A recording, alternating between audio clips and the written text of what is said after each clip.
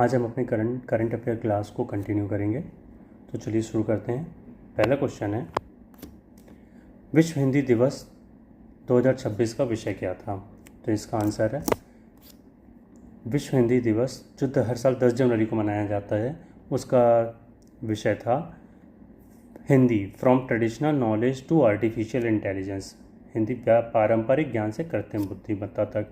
चलिए इसके कुछ पॉइंट देखते हैं। ये हर साल विश्व स्तर पर 10 जनवरी को मनाया जाता है। और 10 जनवरी क्यों मनाया जाता है? क्योंकि 10 जनवरी 1975 को नागपुर में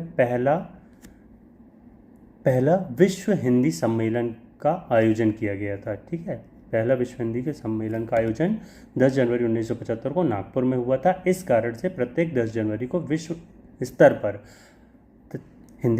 विश्व हिंदी दिवस मनाया जाता है। अगर केवल हिंदी दिवस की बात करें तो 14 सितंबर को मनाया जाता है। क्यों? क्योंकि 1949 में संविधान सभा द्वारा हिंदी को राजभाषा के रूप में अपनाया था। 14 सितंबर 1949 को। कब? 14 सितंबर 1949 को हिंदी को राजभाषा के रूप में अपनाया गया था। हिंदी पूछा गया कॉन्स्टिट्यूशन में किस आर्टिकल के तहत हिंदी राजभाषा है? तो वो 343(1) देवनागरी लिपि में हिंदी को संघ राजभाषा घोषित करता है। और आर्टिकल 351 में कहता है केंद्र सरकार को हिंदी भाषा के प्रसार और विकास का निर्देश देता है। ये इंपॉर्टेंट पॉइंट है। 1977 में यूनाइटेड नेशन जनरल असेंबली में हिंदी में भाषण देने पहले भारतीय नेता अटल बिहारी वाजपेयी थे। ठीक है, ये याद रखिएगा। 1977 में UNGA, United nation general assembly में। ठीक है, नेक्स्ट क्वेश्चन में जाते हैं। भारतीय सेना दिवस 2026 का विषय क्या है? तो इसका आंसर है B, year of networking and data centricity. Networking और डाटा सेंट्रिसिटी का वर्ष। ठीक है, यहाँ पे हम कुछ देख लेते हैं पॉइंट्स कि ये हर साल 15 जनवरी को मनाया जाता है। ठीक है, वर्ष 2026 में भारत ने 78वां सेना दिवस मनाया गया। ठीक है, और भारतीय सेना का आदर्श वाक्य क्या है? सेवा परमो धर्म कहा जाता है। मोटो एग्जाम में पूछ लेता है अगर किसी कभी, तो भारतीय सेना दिवस का मोटो क्या है? सेवा परमो धर्म। इसके भारत के प्रथम फील्ड मार्शल कौन थे? सैम मैनेक शॉ 1973 में पहले फील्ड मार्शल थे। और KM करियप्पा पूछता भी है कि KM करियप्पा कब थे? 1986 में थे, ये दूसरे थे। ठीक है, सुप्रीम कमांडर सबसे तीनों सेनाओं का जो सर्वोच्च सेनापति कौन होता है? भारत का राष्ट्रपति। अनुच्छेद 53 का ये एग्जाम में आता है कि सर्वोच्च सेनापति, तीनों सेनाओं का सर्वोच्च सेनापति किस आर्टिकल के तहत है? तो वो आर्टिकल 53।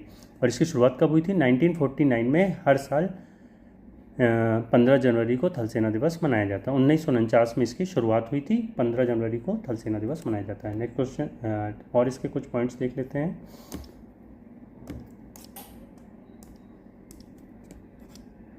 इंडियन एयर फोर्स के लेकर के। ठीक है, इसे पहली बात तो इंडियन एयर फोर्स की स्थापना कब हुई थी? 1932 में, 8 अक्टूबर 1932 को। ठीक है, इसलिए इसकी स्थापना 8 अक्टूबर 1932 को हुई थी, इसलिए हर साल 8 अक्टूबर को वायुसेना दिवस मनाया जाता है। और इसका मोटो है नभः स्पर्श दीप्तम। नभः स्पर्श दीप्तम। और ये नभः स्पर्श दीप्तम ये भगवत गीता के 11वें अध्याय से लिया गया है। ठीक है, ये याद रखिएगा मोटो इसका।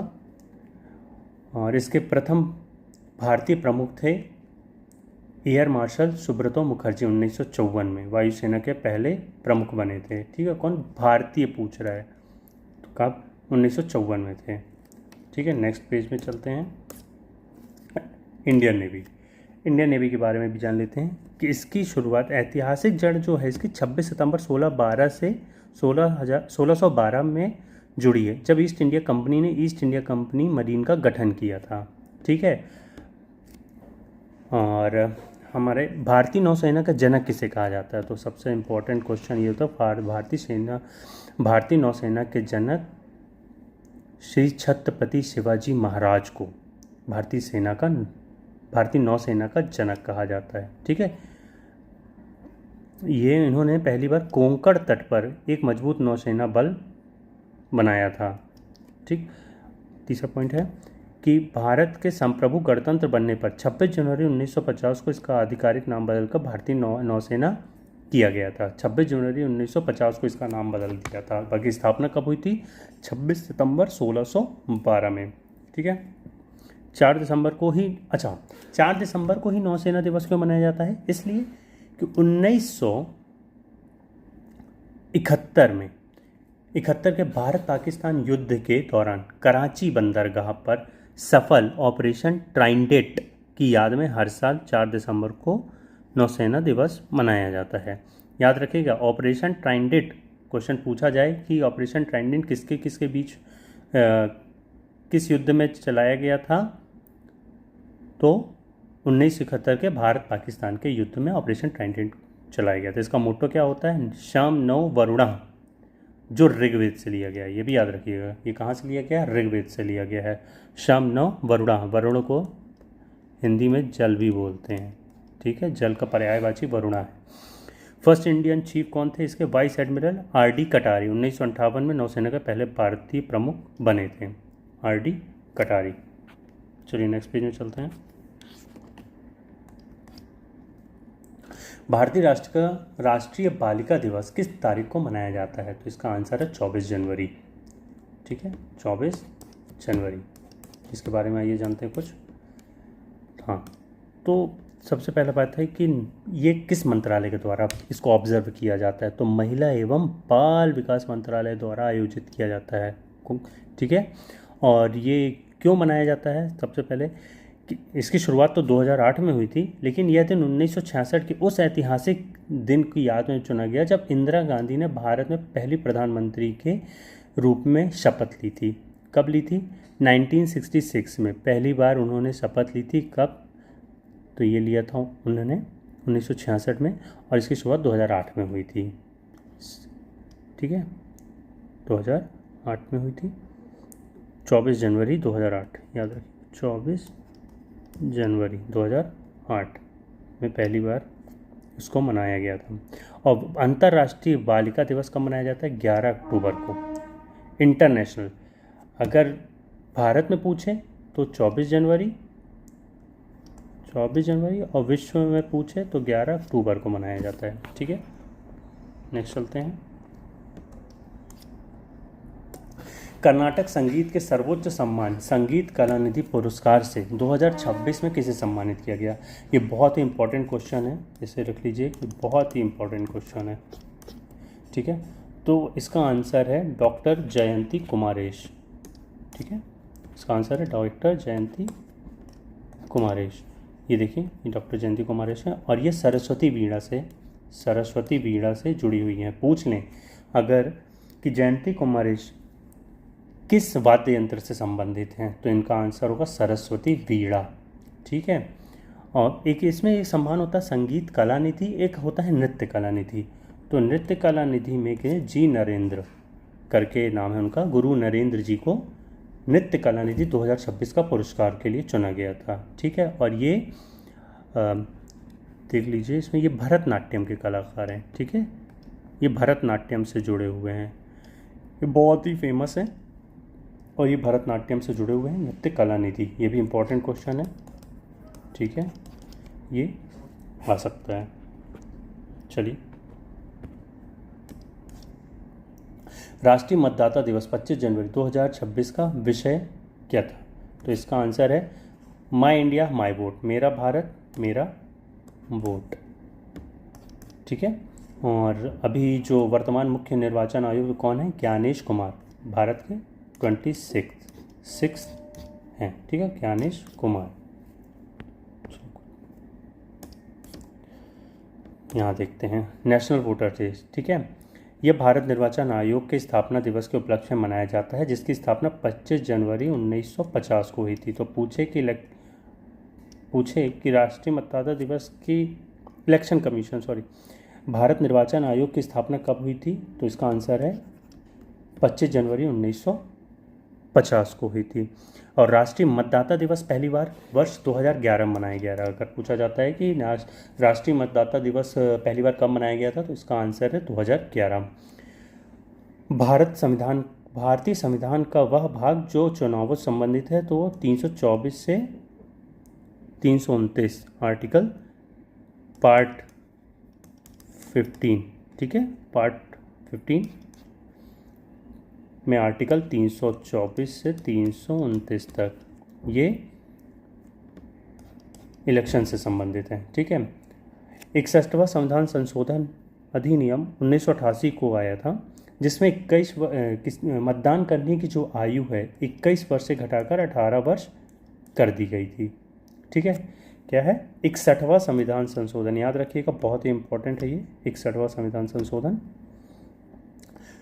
सुकुमार सेन भारत के पहले चीफ इलेक्शन कमीशन थे, ठीक है, और पहली भारतीय थी, पहली महिला मुख्य निर्वाचन आयुक्त जो थी BS रमा देवी, जो 9th थी चीफ इलेक्शन कमीशन। तो याद रखें, पहला सुकुमार सेन थे और पहली महिला थी BS रमा देवी। चलिए, ये इंपॉर्टेंट पॉइंट्स हैं, इनको देख लीजिए।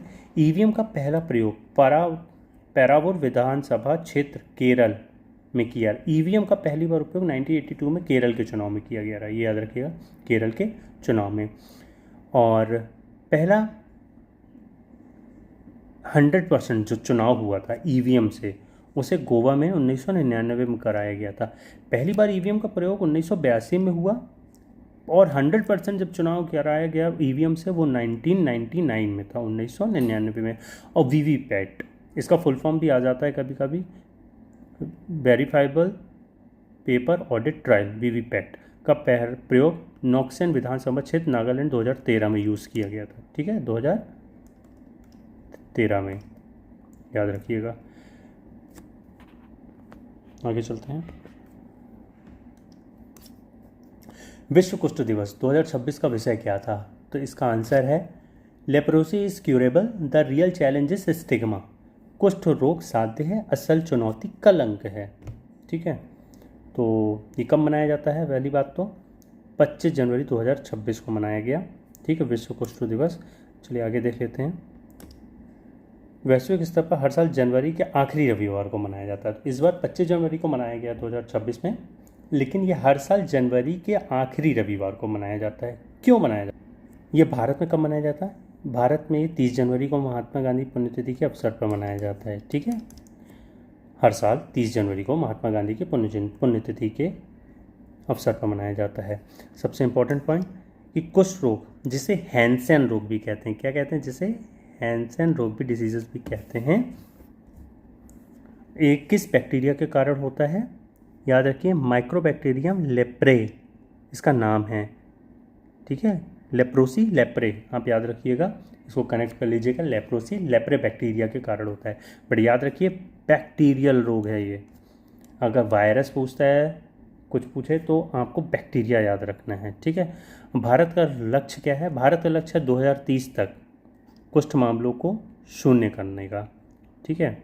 ये 2030 तक भारत में ये शून्य करना चाहते हैं, एक भी रोग लेप्रेसी रोग ना, ठीक है। आगे देखते हैं।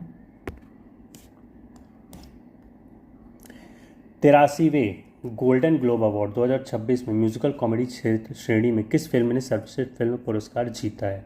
तो इसका आंसर है वन बैटल आफ्टर अनदर, ठीक है, वन बैटल आफ्टर अनदर,